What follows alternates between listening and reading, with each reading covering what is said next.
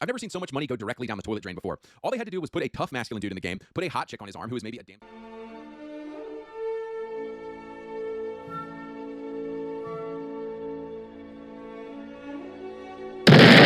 Hey guys, it's your favorite sperm cell. And yeah, I'm okay. I found this video the other day when I was trying to find something to watch that wasn't Dead by Daylight or Dark Souls, because I barely watch anything on YouTube. Which I'm not gonna explain too much, but let's just get into the video, I guess. I don't know. You might need to change your tampon for this one. Boys, all I'm trying to figure out is how we went from games like this. I just lost my fucking brother, all right? You hear that? My brother. You and your tower and all this fucking emotion. This to make it go bang. Listen, do I come to your job and tell you how to murder civilians? What? No. So don't come. I swear to you sincerely. Run will not fall. To whatever the hell this is in 2025.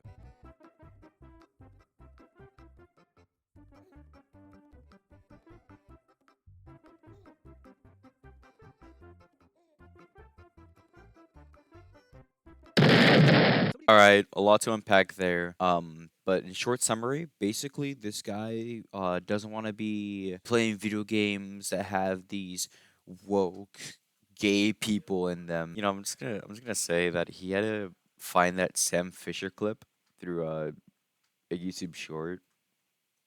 Just saying. Why everything everywhere has to be gay now? Can I go 2 seconds without some degenerate, non-binary, Hello Kitty ass nonsense in my face telling me how their husband's boyfriend transitioned? I'm sorry if this hurts your fifis, but you can't be gay and masculine. Gayness and masculinity are All right.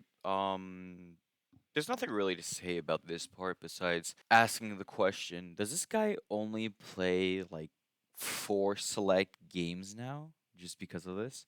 Because the only games he's using as examples are GTA, Army of Two, God of War. Does this guy actually only play like 2 to 5 games? And I'm also pretty sure nobody's ever said I'm gay and masculine in the same sentence. But this guy just wants to rant about something that to like try to make his point seen, I guess. real mad. When I was first getting into Xbox in 2001, every game was about war and about being a Chad. Now every game seems like it was made by women and dudes with weak arms. If you look back at the 2000s, we really had everything. Dante and Devil May Cry, an absolute unit. GTA, Yakuza, Metal Gear, Chad of War, Uncharted, SOCOM. Then the Xbox was more shooter focused. Halo, Call of Duty, Gears, Brothers in Arms, Splinter Cell. Last year I made a video called The Pussification of Video Games, and you can consider this part 2 to that video. I want to give you some fresh examples of the pussification of modern video games and how this happened. You guys are probably tired of me talking about Red Dead 2 and Last of Us constantly, so I'm going to try to throw in some fresh examples. And the fact that he openly admits to only making, Red Dead Redemption and Last of Us his, examples, it's kind of saddening. It's very sad, actually, don't you think?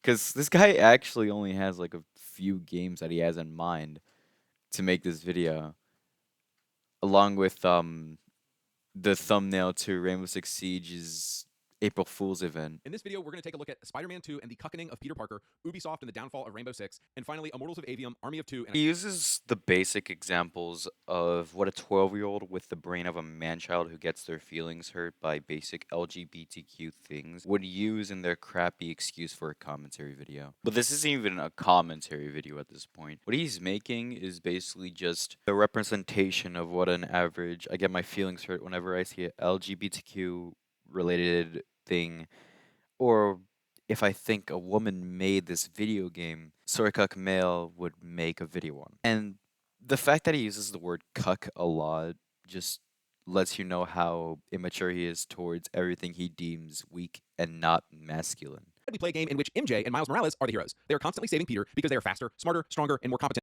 Peter is depicted throughout Spider-Man 2 as childish, vengeful, and impotent. This is what the woke activists at Insomniac believe, though. They fetishize black people and say that black people are inherently better and more moral than white people. Okay, so now this guy's just getting out of hand. He's saying people fetishize black people just because Miles is the main character of Miles Morales?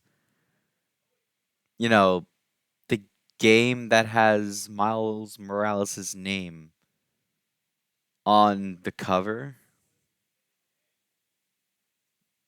This makes no sense at all, dude. Also, because he said that Peter Parker and Spider-Man Miles Morales is a cuck, we all have to say that Peter Parker is a cuck for being saved by a woman and the main character of the game.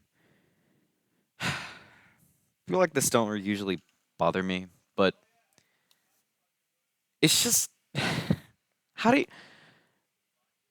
you do this? How do you make a video like this with a smile on your face? Honestly, I'm making this video with a smile on my face because this is funny. This is comedy gold right here. This is even like a good video. This is just a clown speaking for like however long the video is, ranting about how I don't know, he's a big manly man who can't play games that are big and manly anymore. It's the most insane anti-white propaganda you'll ever see in a game. Insomniac Studios hates white people. In their second big encounter with the boss, Peter is unable to beat Venom. Miles comes in and easily beats Venom's ass. Just for fun, I asked AI, why was Ah, yes, guys. He asked AI. Oh no, he asked AI. You know, the crappy modification to Google that doesn't answer questions correctly.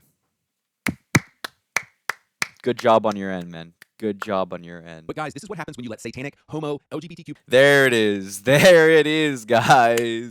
Calling women satanic. I knew it. You know, I knew he was gonna say it. He's gonna say it.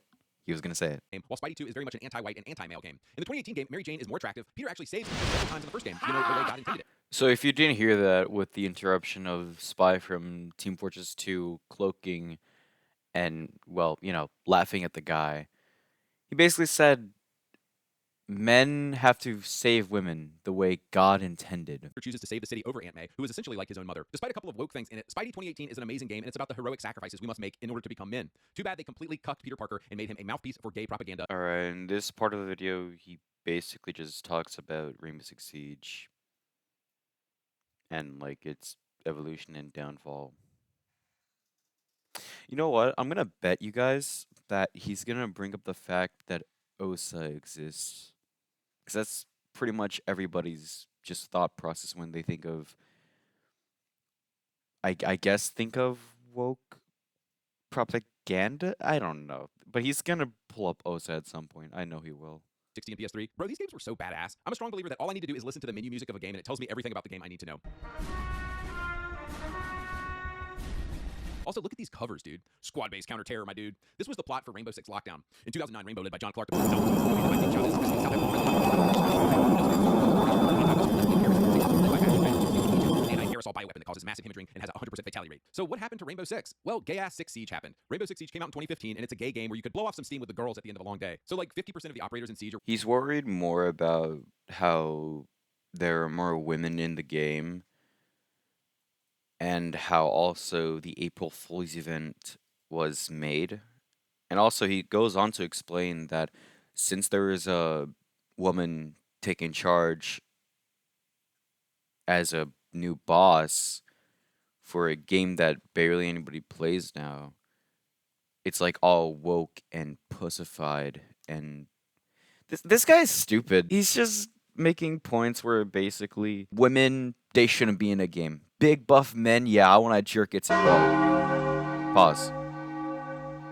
Nah, he probably does want to do that. Right now, as I'm seeing, there's no point being made. It's just basically him yelling about how Rainbow Six Siege has, well, operators, and how Rainbow Six Siege is also just Rainbow Six Siege. Also brings up OSA into this.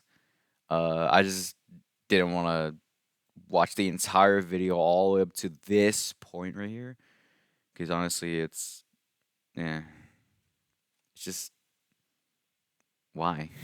And just to put a short summary into the rest of the video of, you know, this part of Rainbow Six Siege, basically it just talks about how you should call your dad and tell him you're gay, just because, you know, Tubaru or whatever his name is has a and also says that there are too many women, or sorry, girl bosses in Rainbow Six Siege.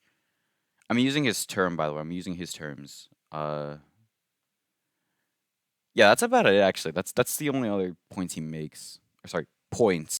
And also, he talks about the Division 2 a lot. Not really, not a lot actually. I lied.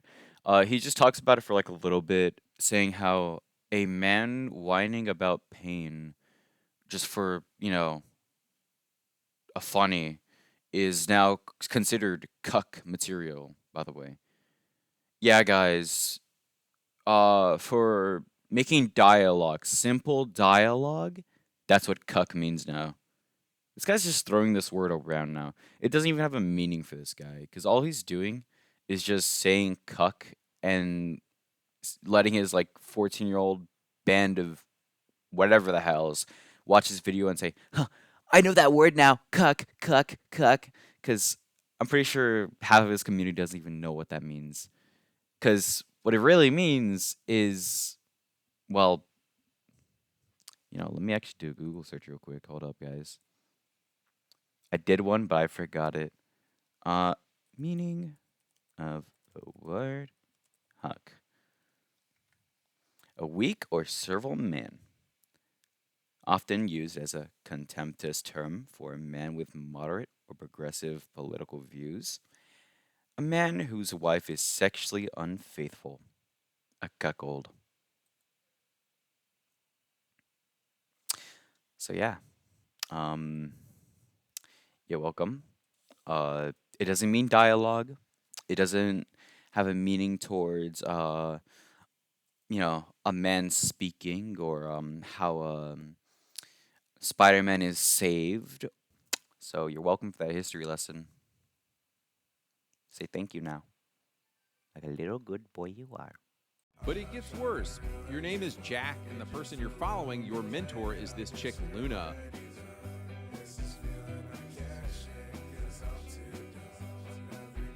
The 2-hour mark in this game, you encounter a big-backed trans woman who...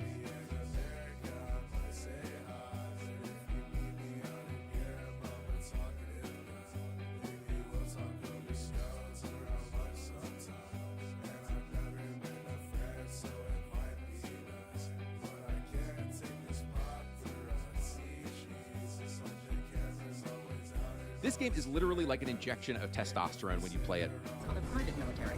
To fear. The operation is funded 35 U.S. soldiers and hundreds wounded, but not a single private contractor was injured in the operation. He outperformed the military and achieved all our objectives and goals. So basically, the American government calls back its troops and forces and just says, we're going to have Tyson and Rios handle everything now. Could there be a more badass intro to your character? And no issue with black characters in games.